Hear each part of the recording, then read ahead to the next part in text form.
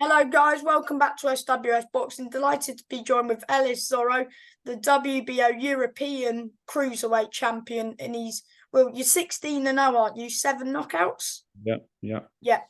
And, my first question for you is, um, how did you first start boxing? Oh, bloody hell. So I started at Brunel University, which is where I went university when I was 20 years old. So I was in my second year. And it was just like at uni, they have like freshers fairs, like freshers events where you could just try out different things, like even like face painting, just weird stuff. So I just went to a boxing one just for like with my friend, just for like jokes, to be honest. Gave us something to do while we was away from home. And when I took to it, I was just really good. Like I had natural good, balance, timing, rhythm, coordination. Um, so I had a fight, had a first amateur fight. I won, wasn't very good, but I won. And it wasn't until I actually graduated from uni when I was 20, 21, 22, 23 that I actually started taking boxing a bit more serious and had two more amateur fights.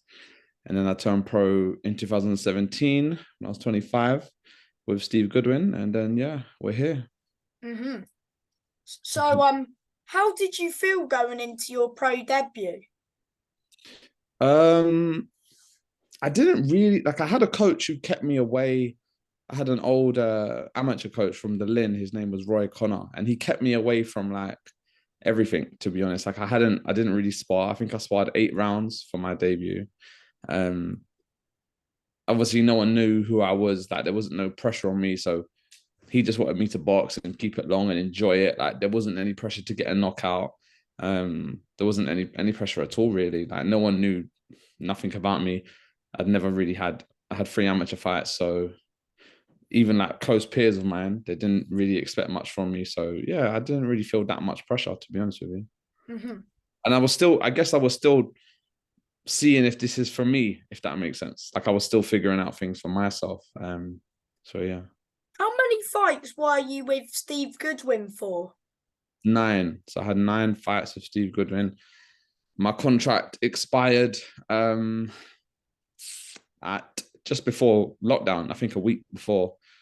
No, no, no. Sorry, my last fight was a week before lockdown, but then my contract expired during lockdown, and I was seeing some of Steve Goodwin's interviews, and like obviously knowing how difficult it's going to be to get international opponents over, and selling tickets now and having crowds together. It just didn't really make sense to like re-sign with a small hall promoter. Mm. And he was happy to let me go, so we left. We actually left on good terms, so it was fine. Yeah. And then is that when you went with Frank? So I left Goodwin 9-0. I had 2 fights. I signed with Martin Bowers at the Peacock Gym. That's my manager to this day. Um, one of them bouts was on a BT show, but I didn't have a contract.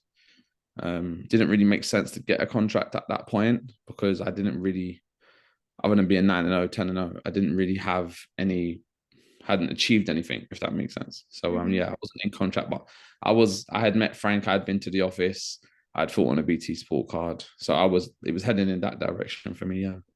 Hmm. And of course, I did you make your BT Sport debut against Rudan? Yeah. That Mm. was my 10th fight. Yeah, and because that was on that was on BT. Yeah, that was on BT. I think it was on David Adelaide's undercard, but Chris Borg, who I train with, Mm. he actually got COVID. So I weren't meant to be on that show. But I was in the gym, I was on weight, I was ready. So I think like 2 weeks notice, I took that fight. And you got it was a stoppage as well. Yeah, it was second round like TKO, but it wasn't like a clean, clinical kind of stoppage. I think I had him down once or twice. No, I had him down twice in the first round. But he's just one of them journeymen that he just really wanted to survive. And he weren't one of them journeymen that had a lot of like, not to be disrespectful, but he didn't have like a lot of heart. He didn't really want to be in there that much because the knockout punch that they say was a knockout punch didn't really land that clean, to be honest with you. Mm. And then you fought Ozev, how do you Mm. say it? Gervier. Ozzy Jervier. And Mhm. you fought him twice, haven't you?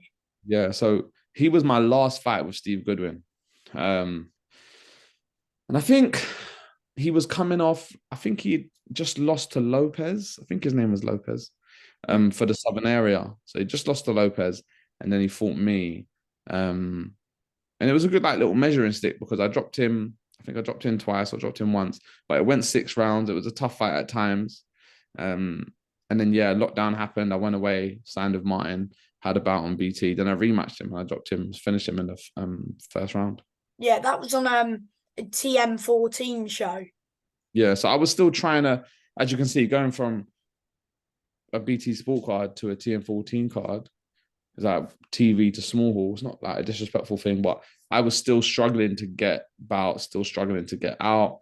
Steve Gooden had said that he had said to Martin that he didn't really want his guys. I think it was Daniel Mendes, maybe. He didn't want them to fight me for the Southern Area title.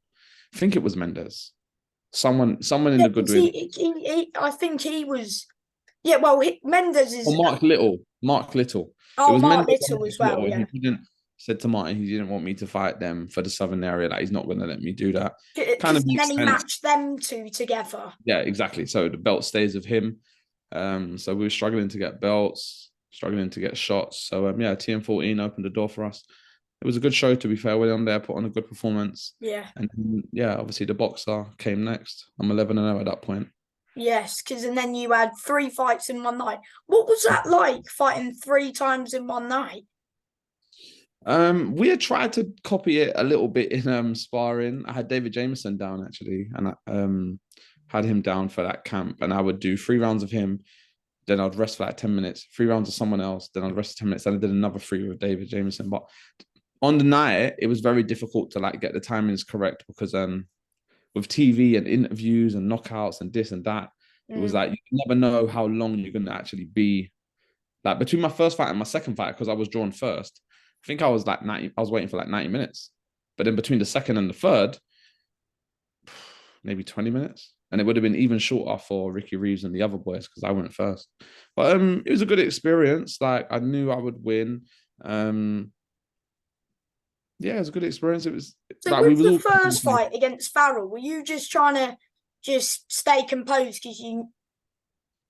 I think I fight composed anyway. Farrell was very physically strong, and maybe a bit of my pride and ego. Like I wanted to assert my strength as well. I wanted to show him that he's not going to bully me because he was like intent that he was going to knock me out and rough me up and all this stuff. But I think by the end of the if it was over like more rounds that you could stop those 3 opponents or.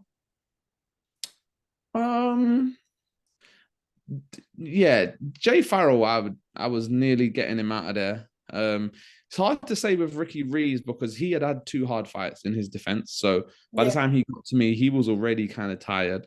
Jamie Smith had a hard first fight.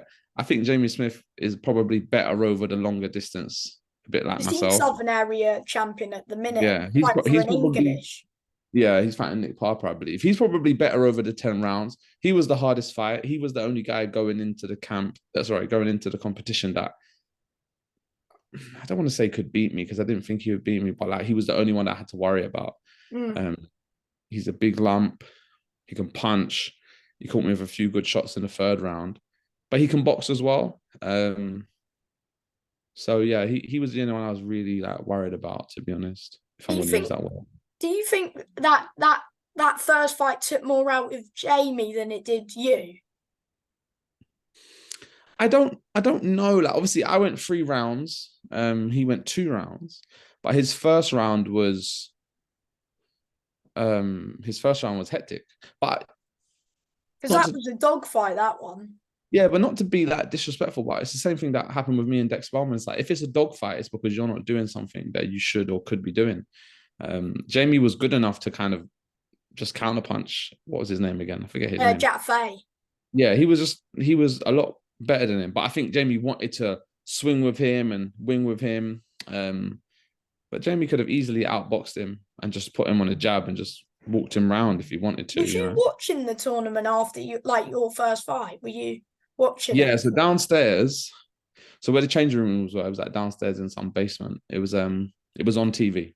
Yeah, it was on like a big like projector thing. So yeah, I was watching. I watched him stop. I watched him stop Jack Fay. and then I watched Sheldon and all the other guys. So yeah, I was watching.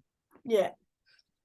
So and then you had Ricky in the final. Of course, Ricky had a good first one against Ellis, who he dropped, and then in his last fight, he was down, like losing the fight against Sheldon, and then I think that took quite a bit out of him at that last round to be a bit, yeah. Yeah, I mean, I honestly thought I would be fighting Sheldon. When I was watching how the fight was going between Ricky and Sheldon, I thought I'd be fighting Sheldon because Sheldon looked to be a little bit in second gear. And I wanted to fight Sheldon because my interactions with Ricky up to that point, I liked Ricky. You know, he's got kids. I always like kind of favor fighters that have kids. And obviously, Sheldon's definitely got a touching story of his own with his brother that's unfortunately passed away, kind of thing. But the way he was talking about he wants me, and not the arrogance, but just that energy that he was trying to be like that guy. And I wanted to show him that, you know, like him, I would have fought him.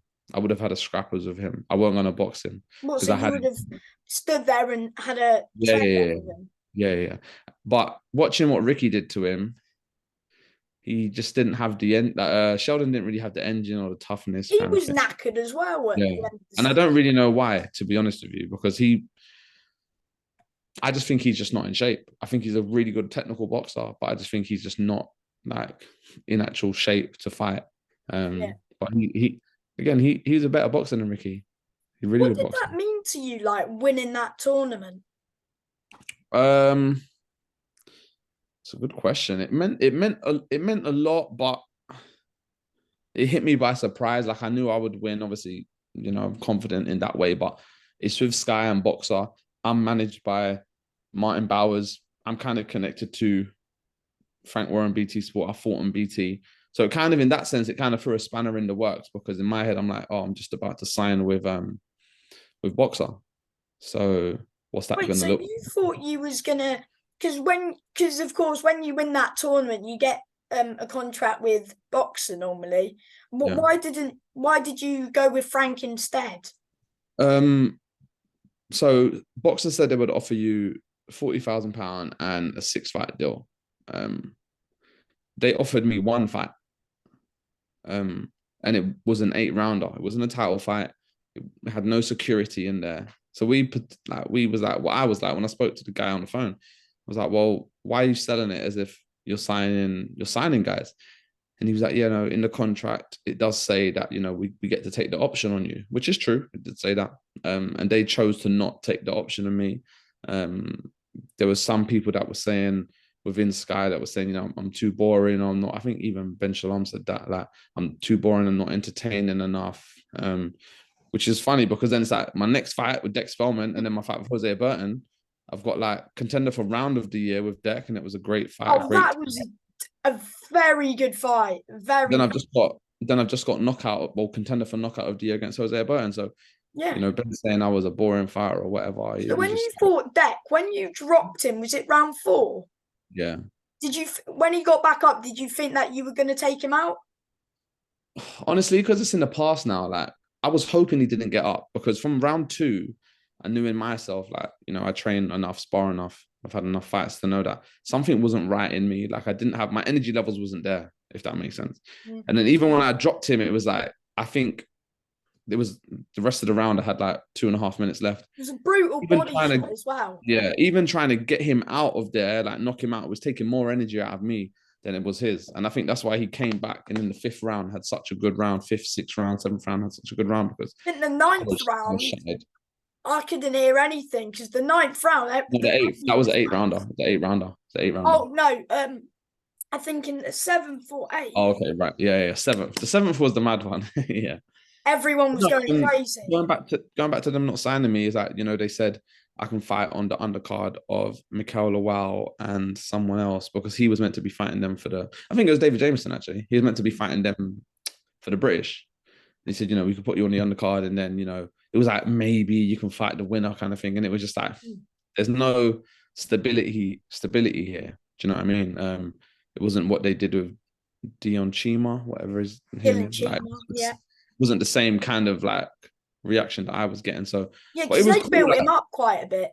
Yeah, they built him up quite a bit, you know, and obviously I think he took a loss or something since then. I haven't been following it that much, but I wasn't going to take a loss. It was a shame because I was set on that signing with Sky. I was set on that going that way. Like all the cruiserweights are over there. Well, Frank's given you some great opportunities, and Oh, you've now massively. got a Yeah, yeah, belt, yeah. which is He put good. me straight on Denzel Bunty's undercard to fight Deck. And obviously, like I said, this is why I was a bit of a spanner in the works because prior to that, when I signed with Martin Bowers in lockdown, it was always my intention. I'm signing with Martin Bowers to get with BT and Frank. I'm Yeah, not signing with Martin Bowers for any other reason, kind of thing. So that was a platform that I had already had my mind on. I'd because fought all on of like your friends, like Chris and Denzel, they're all signed with Frank. exactly. So, and I was there, and I'm in the Peacock gym, so it makes sense. Yeah, and then that Hosea Burton fight, which was a few weeks ago, Mm. um, amazing, and especially that knockout, absolutely brutal. Thank you. Yeah. Yeah. I mean, going into the fight, I was just telling someone else this. Like going into the fight, I had some issues in sparring with my nose. My nose had been popping and popping. It was quite sore Since the going in. Spellman fight. No, no, no, no, no, no. It took a long time to recover after that. But like in sparring for the Hosea Burton camp, like 4 weeks before, it just kept on going, and it was like not that it was bleeding, but it was very sore and tender. On my right arm, I've had like tricep tendonitis or golfer's elbow. That was like bothering me a little bit. I wasn't able to throw. Like I had to cancel 2 sets of sparring coming up to the fight. I didn't spar for like 3 weeks coming up to the fight. Mm. Um, but I didn't want to lead on and tell anybody. It was just me and my coach that knew I couldn't hit really the heavy bag as hard as I wanted to. So that it weren't like an ideal camp, but I was in good shape and I had good skill. And I knew that if I landed the right hand, it would get him out of there. But it was just a thing of if I throw it and I miss, that hyperextension on my elbow is Were gonna you hurt. But feeling comfortable in the fight as it was going on? yeah, I mean, I knew that I had me 4-2 down. I had him winning 4-2.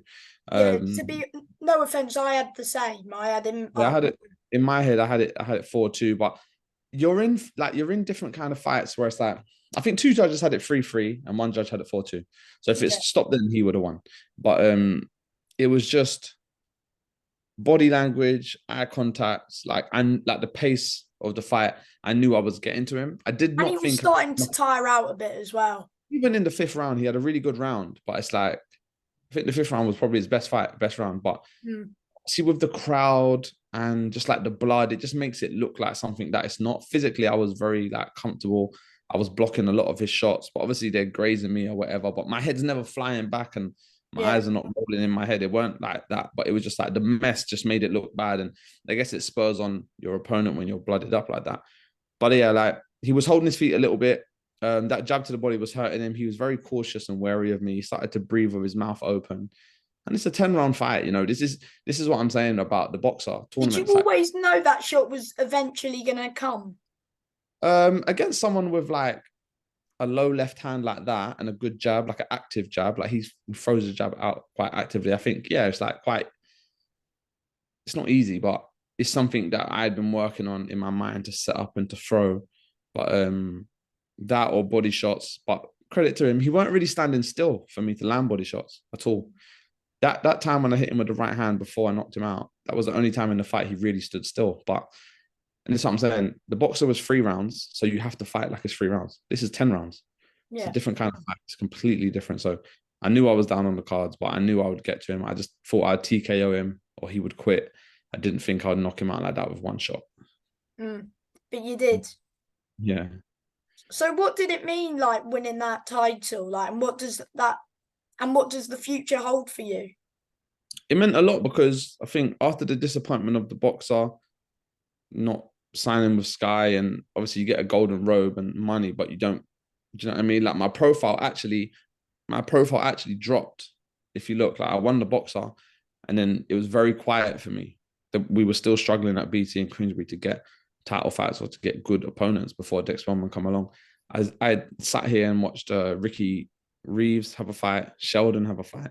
I think I watched Jamie Smith have 2 fights. He had a comeback fight against Aussie, and then he won the Southern area. And I won the tournament, and I'm less active than these guys, and it's not their fault. But it's like it was a frustrating period. This belt, me winning this belt, kind of helps me to like continue to be active going forward, because if I can't fight for the British because it's with Sky, I can always make a defense of my belt and go and increase my world ranking. Oh yeah, because I think Miguel Lawler's got it at the minute. Who's that? Oh, He, Mikel Lawal. Mikel Lawal. Yeah, yeah, oh, sorry, I said it wrong. yeah, yeah. And he's of Sky. He's meant to fight Isaac, who's I think of Sky or Hennessy. And I think then he's David with Hennessy. Jameson and Chev Clark. They've got a final eliminator for Would the you fight winner the of winner that. of that?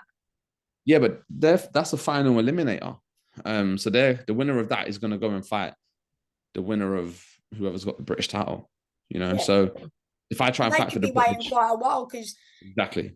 those two are scheduled. Isaac and Lawal are scheduled to fight eventually, aren't they? So they'll be waiting for a bit. Exactly. And I'll be waiting even longer. So yeah, but no, it's good to have something tangible. Do you know what I mean? I got number 7th in the country on the box rec. I'm number 15 in the WBO, and I got a belt around my waist. Like I headlined in not my hometown, but York Hall's not too far from where I'm from. Sold the most tickets I've ever sold. Headlined against a former British champion. And yeah, I got like a really good knockout. So I can't, like, other than my nose bleeding, it couldn't have been any better. You know what I mean? So yeah, going forward, I'll have a bit of a target on my back. It shouldn't be so difficult to get bouts. Like my purses will obviously increase with them kind of knockouts. And yeah, man, it's all good. Like cruiserweight division at the moment is thriving.